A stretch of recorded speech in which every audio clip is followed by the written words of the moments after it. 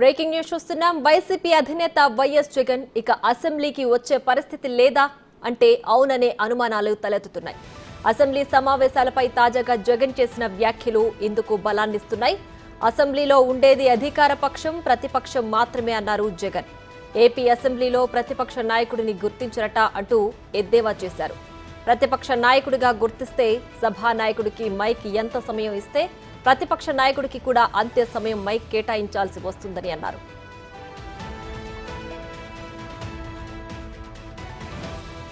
సభలో మాకు మైక్ అవకాశం ఇస్తే ప్రజల పక్షాన నిలదీస్తామనే ఇవ్వడం లేదంటూ చెప్పుకొచ్చారు. అసెంబ్లీలో ఎవరూ ప్రశ్నించొద్దనే దుర్మార్గమైన ఆలోచనలో అధికార పక్షం ఉందన్నారు జగన్. ఇకపై అసెంబ్లీ జరిగినప్పుడల్లా ప్రెస్ మీట్ పెడతానన్నారు ఆయన.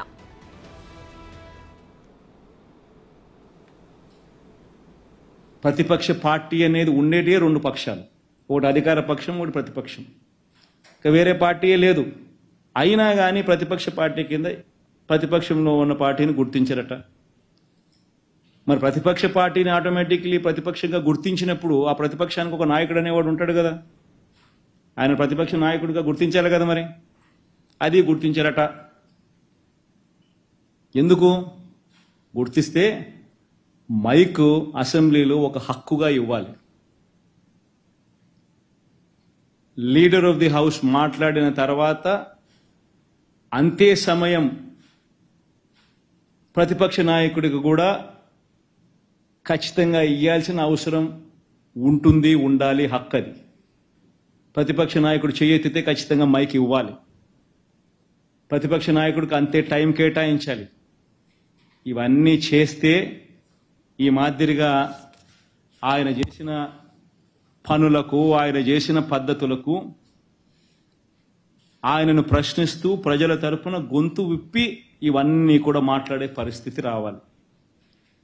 ఇవన్నీ ఎవరు మాట్లాడకూడదు, ఇవన్నీ ఎవరు అడగకూడదు, ఎవరు రోడ్డు మీదకి రాకూడదు, ఎవరు అసెంబ్లీలో క్వశ్చన్ చేయకూడదు, మేము ఏం చేసినా కానీ ఎవరు మాట్లాడకూడదు అని దుర్మార్గమైన ఆలోచనలతో చంద్రబాబు నాయుడు ఇవన్నీ చేస్తూ ఉన్నాడు. కాబట్టి ఇక అసెంబ్లీలో గొంతు విప్పినా విప్పలేకపోయినా అసెంబ్లీలో జరిగేటప్పుడు మాత్రం ఇదే మాదిరిగా ప్రజల తరపున మీడియాను ఉపయోగించుకుంటూ, మీడియాలో కూడా బహుశా ఈనాడు, ఆంధ్రజ్యోతి, TV5 లాంటి దుర్మార్గులు, చంద్రబాబు నాయుడు లాంటి కొవ్వొట్సు, చంద్రబాబు నాయుడు గారిని మోసే వ్యక్తులు అనుకూలంగా ఎలాగూ రాయరు, ఉండరు. కాబట్టి న్యూట్రల్గా ఉండే మిగతా పత్రికా యాజమాన్యాలు, మిగతా పత్రికలు, నిజాన్ని నిజంగా చెప్పగలిగిన పత్రికా యాజమాన్యాలను,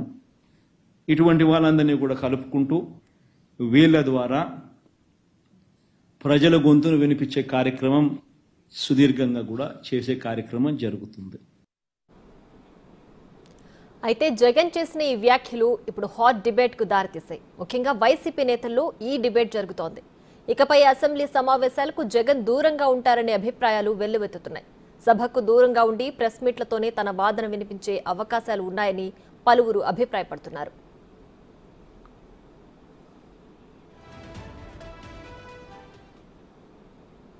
ఇక మరింత సమాచారం మా ప్రతినిధి శివ లైవ్ లో అందించడానికి సిద్ధంగా ఉన్నారు. శివ, చెప్పండి, ఇప్పుడు జగన్ చేసిన వ్యాఖ్యలను బట్టి చూస్తే ఇక నుంచి ఆయన అసెంబ్లీకి రాకుండా కేవలం ప్రెస్ మీట్ల ద్వారానే ఆయన అభిప్రాయాన్ని తెలియజేయబోతున్నారా? మొత్తం మీద చూసుకుంటే ఈరోజు జగన్మోహన్ రెడ్డి చేసిన వ్యాఖ్యలు దానికి అనుగుణంగా కనిపిస్తున్నాయి. ఎందుకంటే శాసనసభకు సంబంధించి కూడా ప్రతిపక్ష నేతకి సభానాయకుడు ఎంత సమయం అయితే ఇచ్చారో ప్రతిపక్ష నాయకుడికి కూడా అదే సమయం ఇవ్వాలి, అది ఆనవాయితీ, అది తీరాలని చెప్పి కూడా ఆయన ఘంటాపథంగా చెప్తున్నారు. అలాగే గతంలో జరిగిన శాసనసభ సమావేశాలకు సంబంధించి కూడా అదే ఆనవాయితీని తాము కొనసాగించాము.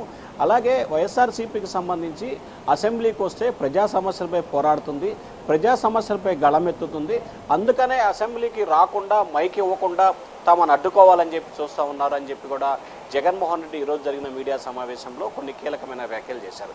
అసెంబ్లీ సమావేశాలకి రాకూడదు అనేది వైఎస్ఆర్సీపీ ఆలోచనగా దాదాపుగా కనిపిస్తూ ఉంది. ఎందుకంటే అసెంబ్లీ సమావేశాలు జరిగినప్పుడల్లా ఇక మీడియా ద్వారానే తన ప్రజల తరపున తన సంబంధించిన సందేశాన్ని కానీ ప్రజలు పడుతున్న ఇబ్బందులు కానీ మీడియా ద్వారానే వినియోగించుకుంటాను, మీడియా ద్వారానే ప్రజలకి తన సందేశాన్ని ఇస్తానని చెప్పి కూడా జగన్మోహన్ రెడ్డి ఈరోజు కీలకమైన వ్యాఖ్యలు చేశారంటే ఇప్పటికే అసెంబ్లీ సమావేశాలకు సంబంధించి 5 రోజుల పాటు అసెంబ్లీ సమావేశాలు జరిగితే మొదటి రోజు మాత్రమే వచ్చి గవర్నర్ ప్రసంగానికి ధన్యవాదాలు చెప్పే వరకు కూడా ఉండలేదు. కేవలం గవర్నర్ ప్రసంగం జరుగుతూ ఉండగానే మధ్యలోనే వెళ్ళిపోయిన పరిస్థితి కనిపించింది. సో 1వ సమావేశానికి సంబంధించి ప్రమాణ స్వీకారం చేసుకొని వెంటనే వెళ్ళిపోయిన పరిస్థితి కనిపించింది. ఇప్పుడు జరిగిన అసెంబ్లీ సమావేశాలకు సంబంధించి కూడా కేవలం గవర్నర్ ప్రసంగం జరుగుతుండగానే వెళ్ళిపోయారు. సో భవిష్యత్తులో ఒకవేళ అసెంబ్లీలోకి వచ్చినా కానీ మాట్లాడే అవకాశం ఉండదు, ఖచ్చితంగా సమయం ఇవ్వరు, మైక్ ఇవ్వరు అనేది వైఎస్ఆర్సీపీ నేతల ఆలోచనగా కనిపిస్తూ ఉంది. వాస్తవానికి చూసుకుంటే వైఎస్ఆర్సీపీకి సంబంధించి శాసనసభలో ప్రతిపక్ష హోదా కూడా లేని పరిస్థితి. కేవలం 11 మంది శాసనసభ్యులు మాత్రమే ఆ పార్టీకి ఉన్న పరిస్థితి. సో వైఎస్ఆర్సీపీ నేతలు శాసనసభకి వస్తే ఖచ్చితంగా తెలుగుదేశం పార్టీ నేతల నుంచి కొంత వ్యంగ్యాస్త్రాలు కానీ లేకపోతే విమర్శలు కానీ చాలా ఎక్కువగా ఉండే అవకాశం. ఎందుకంటే గత అసెంబ్లీలో వైఎస్ఆర్సీపీ నేతలు అదే రకంగా కొనసాగించారు, తాము కూడా చేయాలనేది ఇటీవల చాలామంది టీడీపీ నేతలు కానీ లేదా బీజేపీ నేతలు కానీ బహిరంగంగానే వ్యాఖ్యానించిన విషయం. సో ఈ నేపథ్యంలో అసెంబ్లీలో వస్తే కనుక ఖచ్చితంగా అసెంబ్లీలో ర్యాగింగ్ తప్పదనే ఆలోచన వైఎస్ఆర్సీపీ నేతలకి కనిపిస్తూ ఉంది. సో ఈ నేపథ్యంలోనే ఇక నుంచి జరగబోయే అసెంబ్లీ ఏ సమావేశానికి రాకూడదనేది వైఎస్ఆర్సీపీ ఒక ఆలోచనగా భావిస్తూ ఉంది. రానున్న రోజుల్లో ఎప్పుడైతే అసెంబ్లీ సమావేశాలు జరుగుతాయో అప్పుడు 1 కానీ 2 కానీ మీడియా సమావేశాలు నిర్వహించి అప్పటి వరకు జరిగిన పరిణామాలు, అప్పటి వరకు ఉన్న వాస్తవ పరిస్థితుల్ని ప్రజలకి వివరించాలనేది వైసీపీ ఆలోచనగా కనిపిస్తూ ఉంది. ప్రియా. రైట్ శివ, అలాగే అంటే మైక్ గురించి కూడా జగన్ ప్రస్తావించారు. అధికార పక్షానికి ఎంతసేపు అయితే మైక్ ఇస్తారో ప్రతిపక్షంకు కూడా అంతే సమయం ఇవ్వాలి, కానీ ఇప్పుడున్న సర్కార్ అలా ఇచ్చే అవకాశం లేనట్లుగా కనిపిస్తోంది, అందుకే నేను రాబోతును అన్నట్లుగా ఆయన వ్యాఖ్యలు ఉన్నాయి. సో ఇది కూడా ఒక కారణంగా భావించాలా? అంటే ఖచ్చితంగా అంటే సాధారణంగా చూసుకుంటే ప్రజా సమస్యల పరిష్కారానికి సంబంధించి శాసనసభలో మాట్లాడేందుకు ప్రతి ఒక్కరికి కూడా సమయం ఇస్తారు. ఆ పార్టీకి ఉన్న బలాలు, వారికి ఉన్న స్థానాలకు సంబంధించి కూడా అసెంబ్లీలో మాట్లాడే అవకాశాన్ని కేటాయిస్తారు. ఇది గత కొన్ని దశాబ్దాలుగా కొనసాగుతున్న ఆనవాయితీ. ఇక ప్రతిపక్ష నేతగా ఒకవేళ హోదా వస్తే ఖచ్చితంగా ప్రతిపక్ష నేతకు మాత్రం సభానాయకుడికి ఎంత సమయం ఇచ్చారో అంత సమయం ఇవ్వకపోయినా కానీ ఖచ్చితంగా ఆయన గనక చేయెత్తితే మాట్లాడే అవకాశాన్ని ప్రతి సందర్భంలో కూడా కలిగిస్తున్న ఆనవాయితీ ప్రస్తుతం కొనసాగుతోంది. సో ఈ నేపథ్యంలోనే ఇటు శాసనసభకు సంబంధించి ప్రతిపక్ష హోదా లేదు, అలాగే శాసనసభ్యుల సంఖ్య చాలా తక్కువగా ఉంది. సో ఈ నేపథ్యంలో గతంలో జరిగిన పరిణామాలు, వైఎస్ఆర్సీపీ నేతలు ప్రతిపక్ష నేతలపై వ్యవహరించిన తీరు, ఇవన్నీ తిరిగి ఇప్పుడు పునరావృతం అయితే కొంత ఇబ్బందికరంగా పరిస్థితిగా ఉంటుంది. సో వీటన్నిటికి మించి వైనాట్ 175 అని ఘంటాపదంగా చెప్పి కేవలం 11 సీట్లకే పరిమితమైనప్పుడు కొంత ఇబ్బందికరంగా ఉంటుంది.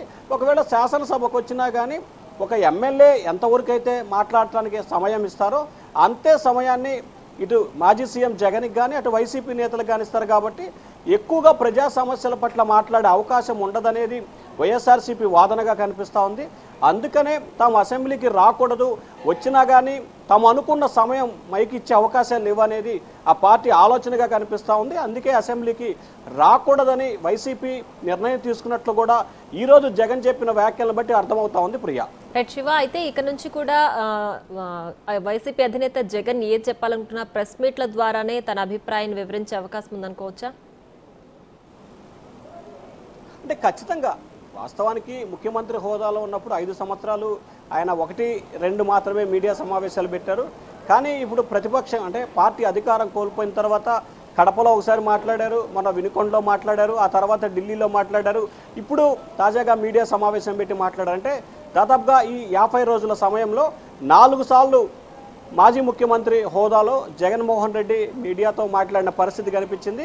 ఖచ్చితంగా ఇక నుంచి ఎప్పుడైతే అసెంబ్లీ సమావేశాలు జరుగుతాయో, ఒక అసెంబ్లీ సమావేశం నుంచి మరోసారి అసెంబ్లీ జరగడానికి 3 నుంచి 4 నెలల సమయం ఉంటుంది. కాబట్టి ఈ 3 నుంచి 4 నెలల సమయంలో జరిగిన పరిణామాలు, వైఎస్ఆర్సీపీ పార్టీ నేతలకు సంబంధించి దాడులు కానీ లేకపోతే హత్యలు కానీ లేకపోతే ప్రజా సమస్యలు కానీ ప్రజలు పడుతున్న ఇబ్బందులు కానీ వీటన్నిటిని కూడా ఎండగట్టేందుకు మీడియానే వినియోగించుకోవాలనేది జగన్ ఆలోచనగా కనిపిస్తూ ఉంది.